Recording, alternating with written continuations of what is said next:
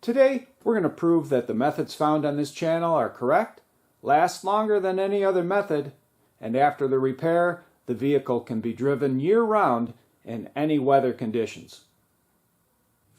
I didn't make these methods up, but I did learn them in various body shops, and I believe they came from the factories where they welded the quarter to the roof at the sail panel. It was a channel that was lap welded together with spot welds and then filled with lead. This is a channel, and then they filled it with lead. Later on, I believe they filled it with plastic filler. But this lasted for a long time, and nobody ever knew it was there because it was done right, and that method of lapping, tapping, and filling works. Here's a few shots of those factory sail panel seams without lead or plastic filler.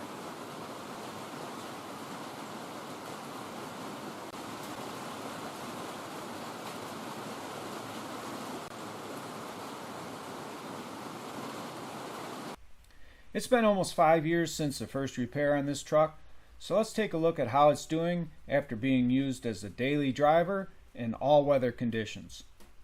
In September of 2019, this cab corner was lap welded, the seam was tapped down, filled, primed, and painted, and this is what it looks like today. In that same month, this left cab corner was glued with JB weld, the seam was tapped down, it was filled, primed, and painted, and the primer was lacquer primer, and there's no problems with that. In October of 2019, this right rocker panel was replaced. It was a partial rocker panel replacement.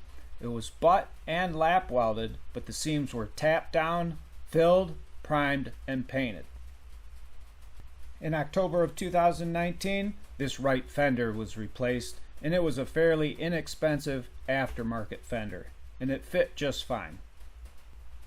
In November of 2019, this left lower fender was fixed with fiberglass reinforced filler, primed with lacquer primer surfacer, and painted. In that same month, this left fender had a rust hole above the wheel.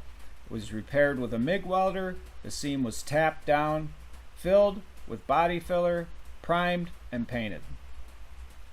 In January of 2020, this left rocker was replaced. It was butt welded into place, the seams were tapped down, filled, primed, and painted. Also in that same month, this right inner door frame was patched with a MIG welder, the seams were tapped down, filled, primed with lacquer primer, and painted. Again, in January of 2020, the right door bottom was partially replaced. It was lap and butt welded into place, but the seams were tapped down, filled, primed, and painted. Finally, also in January of 2020, this extended cab portion had a large dent that was pulled, filled, primed with lacquer primer, and painted. In August of 2020, this door had a dent right in the middle. It was repaired with body filler, primed with lacquer primer, and painted. In August of 21, this left door had a long dent in it. It was repaired with body filler, primed with lacquer primer, and painted. In December of 2020, this left door bottom was glued on, the seam was tapped down, it was filled, primed, and painted, and there's no problems with it today. In 2021, this left box side had a large dent that was pulled, filled, primed, and painted. And finally, in 2021, this right box side had a bunch of dents in it that were pulled and filled or just filled. They were primed, blocked, and painted, and there's no cracked filler or filler falling out. I hope you enjoyed this video on the correct methods to use when repairing rust or fixing dents. If you did, and you'd like to get my latest videos, don't forget to hit the subscribe button.